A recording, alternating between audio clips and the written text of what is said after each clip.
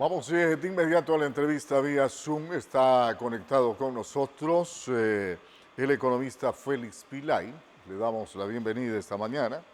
Él nos va a comentar respecto de la situación económica que vive el país, más que nada por el paro decretado por la CONAIE, que lleva más de 20 días ya, paralizando particularmente algunas provincias de la sierra acá en el Ecuador. ¿De qué manera esto está afectando la economía? Señor economista, buenos días, ¿cómo le va? Osvaldo, buenos días. Buenos días a toda su audiencia a esta televisión, tanto en la provincia de Sáchila como en el país y el mundo. Sí, definitivamente hoy día estamos ya en el día 23, lo que no sabemos todavía qué es lo que puede pasar el día de hoy, pero lo que ha sucedido durante estos 22 días de paralización en el Ecuador es muy lamentable, por supuesto. Las pérdidas económicas en los diferentes sectores que están involucrados de alguna manera con las paralizaciones son grandiosas.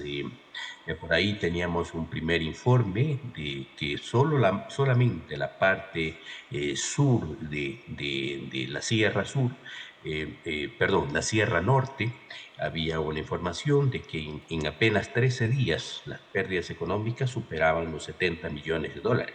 Pero si esto lo trasladamos a medio país, prácticamente está paralizado en este momento, las pérdidas podrían ser cuantiosas.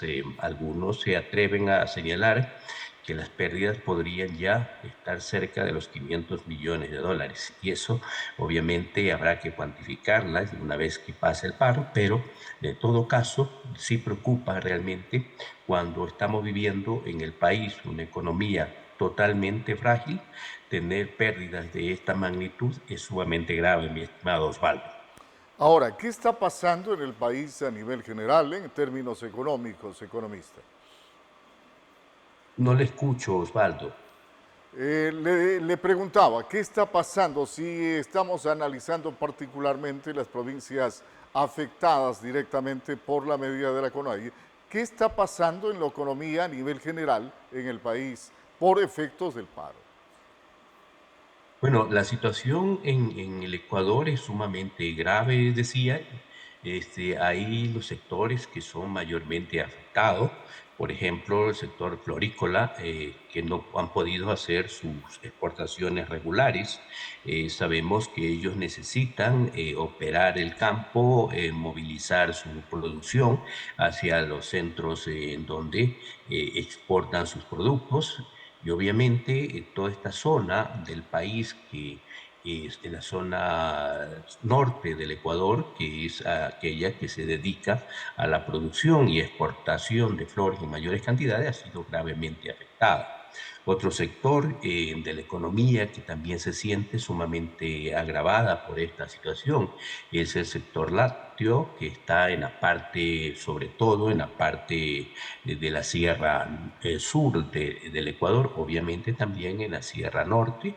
Estos han sentido un golpe a su economía porque no han podido exportar su producto ni comercializarlo en el Ecuador, porque se necesita movilizarlo de un lugar a otro y eso no ha sido posible en estos días, sobre todo en los momentos que las carreteras han estado obstaculizadas por efecto del paro.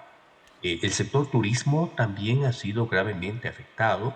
Recordemos que en este feriado se decretó un día adicional del feriado del 9 de octubre, se dedicó un día adicional y esto obviamente también ha afectado al turismo porque no pudo cumplirse.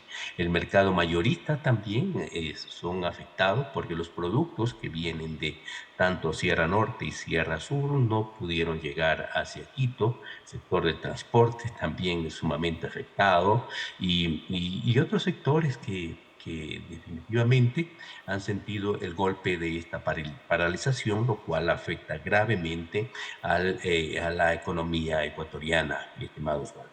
Claro, veníamos comentando con usted, analizando que ya de por sí hay una crisis económica en el país que se agrava con este tipo de medidas. Acá en el monitoreo que hacemos en los mercados con nuestros reporteros, hemos comprobado que no ha habido mayor afectación en cuanto al incremento de precios. Pero dígame, ¿esto se puede agravar si continúa, si se prolonga la medida? Y definitivamente la situación se está agravando en el país por cuanto ahora el sector que está movilizado, el sector indígena y algunos sectores sociales, ya están planteando no solamente que se derogue el decreto 126 que elevó el precio de los combustibles, sino que también ya están planteando la necesidad de que el gobierno nacional, el señor Daniel Noboa, abandone el puesto en la presidencia de la República, y esto ya se pone grave, y esto obviamente debido a que el gobierno ha hecho oído sordo, no quiere conversar con estos sectores, y más bien lo que ha hecho es aumentar la agresividad por parte de los militares y los policías. Recordemos que esto no resuelve el problema a punta de bombas y culatazos y toda la agresión que hemos visto a través de los medios de comunicación. Entendemos que esto no resuelve el problema. La solución es sentarse a discutir incluso todos los sectores para poder determinar un precio objetivo al diésel. Porque aquí hay que entender, mi estimado Osvaldo, es que no es verdad que se ha eliminado el subsidio al diésel, porque el diésel nunca ha tenido subsidio. De acuerdo a la información que nos ha dado Petroecuador, nunca ha habido subsidio. Lo que hay es una intención por parte del gobierno nacional y de sus aliados y asesores, como el caso del señor Alberto Dajid, quien manifestó días antes. Ujú. Economista, Sí. explíqueme un poquito más detalladamente esto de que el diésel no ha tenido subsidio. Sí, estimado Osvaldo, de acuerdo a una información estadística que nos ha llegado y que ha recorrido el país en este momento, Petroecuador notifica que, por ejemplo, en un informe del 2022 hasta el 2024, del 2020 hasta el 2024, se estima que en el Ecuador, por ejemplo, tenemos dos rubros siempre que se hacen análisis estadístico. Se determina si hay déficit o superávit.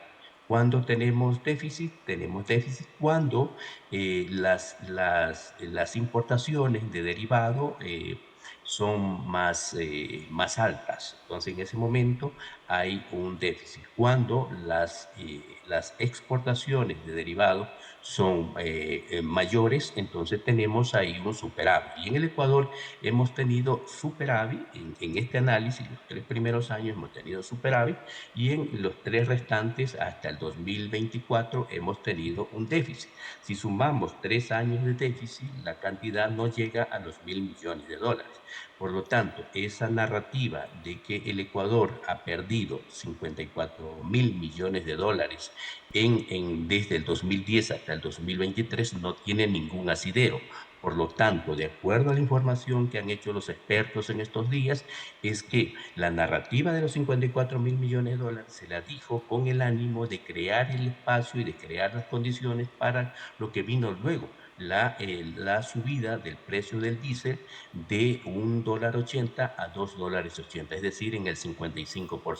Claro, No hay subsidio al combustible, sobre todo al diésel. Eso es lo que se ha determinado en este momento de acuerdo a estudiosos sobre esta temática, mi estimado Osvaldo.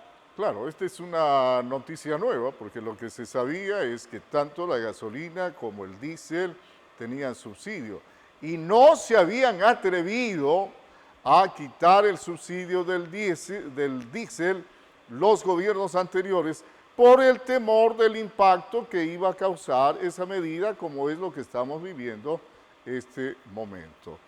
Mi estimado economista, ¿qué más podemos abonar respecto de este tema? Bueno, decirle al país que lo que está sucediendo en el país tiene responsable. Eh, Yo creo, como una persona que quiera el país, como una persona que está trabajando y luchando por engrandecer el país, hay que establecer responsabilidades. Nos duele mucho decirlo, pero recordemos que nuestro presidente de la República, cuando era candidato, él sostuvo que no iba a subir el precio del diésel porque elevar el precio del diésel afectaba a todos los sectores y eso, por supuesto, a los sectores mayormente vulnerables. Si eso es así, no entendemos por qué elevó el diésel en un 55%. La reacción que ha tenido lugar por parte de los sectores indigenados en el país, que es por esta decisión política del gobierno, tiene un responsable. ¿Quién es responsable? Aquel que no cumplió con su palabra de no elevar, de no tocar el precio del diésel. Por lo tanto, la solución en este momento es que el gobierno se siente a conversar con estos sectores, incluso con los transportistas, porque si bien es cierto, los transportistas están siendo beneficiados con el bono, pero ese bono es de 4 meses. ¿Qué va a pasar después de los 4 meses? Hay que sentarse para de una vez por todas establecer cuál va a ser el precio del diésel y olvidarse de este famosa narrativa del subsidio al diésel en el Ecuador. No existe el subsidio al diésel. Bien, gracias economista, gracias por estar con nosotros, con ese análisis respecto de la situación económica del país. Economista Félix Pilay. Vamos a una brevísima pausa y continuamos.